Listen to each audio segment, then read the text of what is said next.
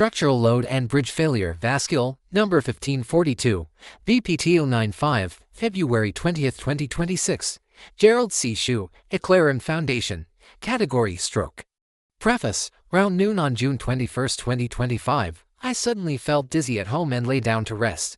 About 15 minutes later, I touched the upper right side of my face and felt numbness. I immediately knew I was having a stroke.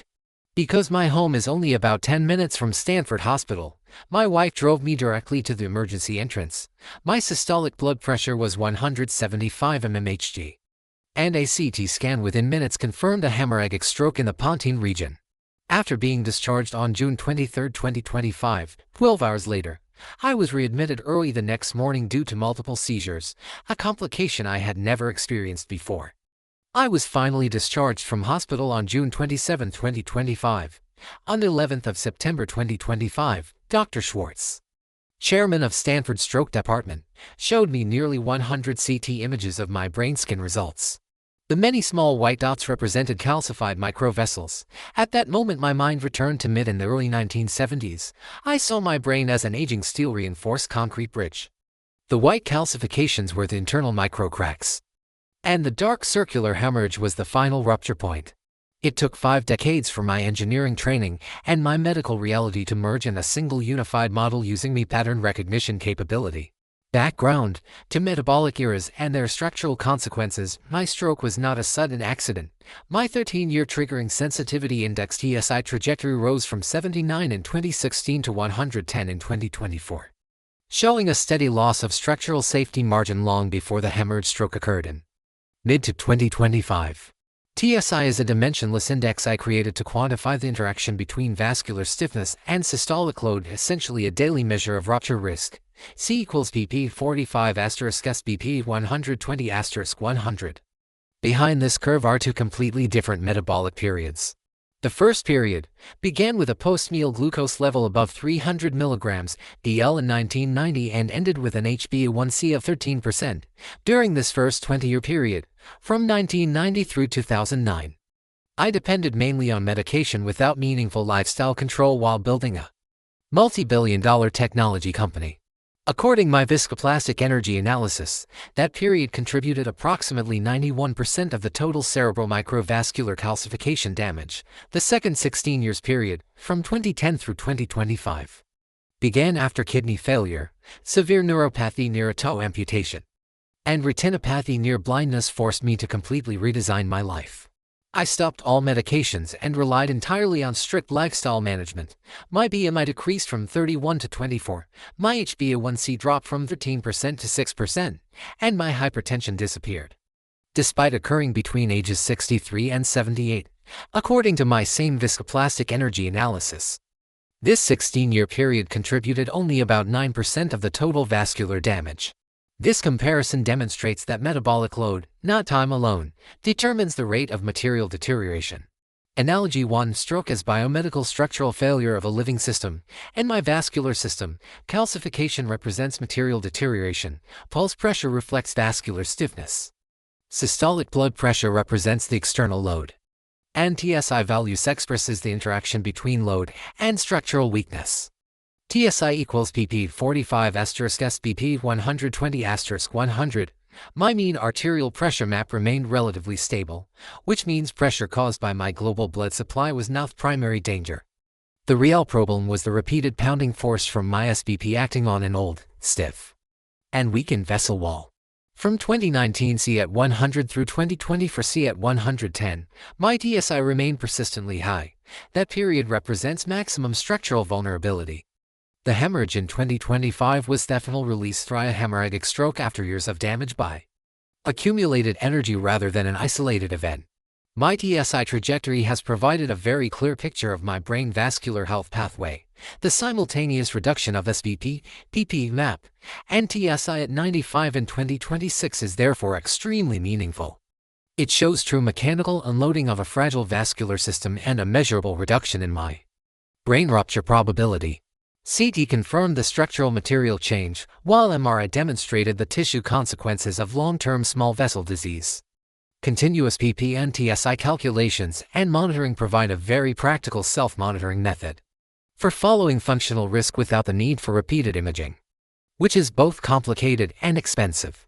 In this way, my observed vascular structure, physiological function, and load history are integrated into a single model that can be tracked using only my daily blood pressure measurements and iPhone device.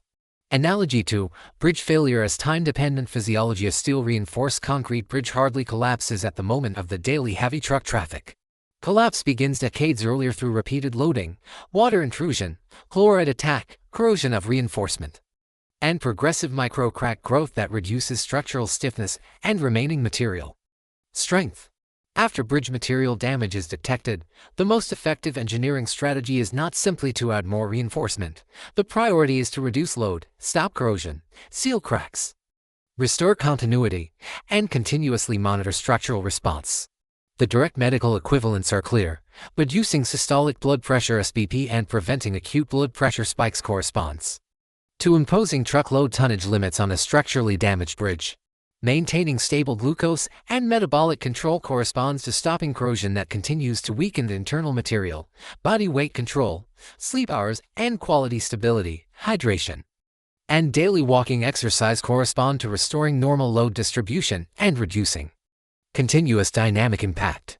Continuous physiological monitoring in the brain is the same as structural health monitoring in a bridge structure. Detecting abnormal strain and hidden micro-cracks before bridge collapse under hurricane or earthquake loading. Reinforcement alone does not save a bridge. Load reduction and damage control do.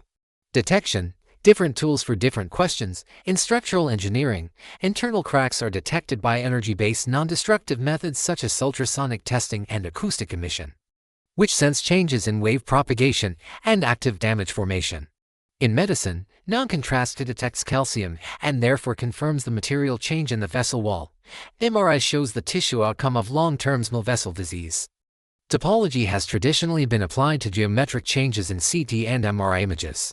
In contrast, I apply topology to pathophysiology by investigating variations in the geometric shape of medical system trajectories and the connectivity among pathophysiological data points. A single medical image contains a large volume of embedded data, and both topological and stochastic methods can be applied to extract deeper structural and dynamic information and reveal important hidden insights. TSI does not replace imaging but provides a continuous longitudinal signal that allows daily control of the mechanical load acting on a known fragile structure of brain cells. Topology helps reveal hidden structural patterns in medical data, just as it does in complex geometric systems. Core mechanism and preventive strategy. Calcification is a visible and fixed structural weakness. Systolic blood pressure spikes are the rupture trigger. Stable glucose control slows further deterioration, while chronic blood pressure control prevents sudden rupture of fragile cerebral vessels. Therefore, the most critical and most controllable protective action is the strict avoidance of blood pressure surges, combined with stable glucose control, body weight management, good sleep, proper hydration, and particularly, the avoidance of sudden hemodynamic stress, such as severe emotional distress that can cause acute hypertension, severe dehydration, or heavy physical straining. A damaged bridge survives longer when heavy traffic is restricted, corrosion is stopped, and sensors monitor the formation of new cracks. A fragile brain vessel behaves the same way. Control blood pressure, stabilize glucose, and track the daily warning signals through SBP, PP, and TSI data. Scientific philosophy. My research attitude was shaped at MIT by Norman Jones and Patrick Winston. From Jones, I learned to think in terms of structure, load, response time, and failure mechanics. From Winston, I learned that a model must represent reality through pattern recognition, making hidden mechanisms visible. This training led to a single operating rule: truth must match the real world. This principle was repeatedly verified over the decades through my work in CAD software, AI algorithms, and EDA tools for semiconductor chip design. I do not see disease as a collection of clinical labels or lab-tested data, which are only individual snapshots. I see a time-dependent structural system under load, similar to watching a movie rather than looking at a single image. TSI was not created for mathematical convenience, but to convert the invisible pathophysiological truth into a visible and actionable signal that guides my daily stroke prevention. Conclusion. My hemorrhagic stroke and an aging steel-reinforced concrete bridge follow the same law of failure. Long-term material deterioration under repeated mechanical load eventually leads to sud and rupture in both brain vessels and traffic bridges. The past damage cannot be reversed, but the future load can be reduced, the progression of stiffness can be slowed, and the triggers can be avoided. In this way, both a fragile human life and an old bridge can continue to function safely for a longer time. In both systems, survival depends on the same strategy: unload the structure, slow further deterioration, monitor continuously, and act before next failure. I am now living inside that survival strategy. I survived because of my mid-education and 17 years of self-study and research in medicine and health. Disclaimer: I write this paper not for fame, but to share what I have learned so others can understand their health, prevent disease, and live longer, healthier lives. This content is provided for educational reference only and does not constitute medical advice. No doctor-patient relationship is created. You may share this summary freely, but it must not be altered, edited, or republished as your own. All intellectual property rights and copyrights for this article and its related materials belong to the author, Gerald C. This content is provided for educational reference only and does not constitute medical advice. No doctor-patient relationship is created. You may share this summary freely, but it must not be altered, edited, or republished as your own. All intellectual property rights and copyrights for this article and its related materials belong to the author, Gerald C.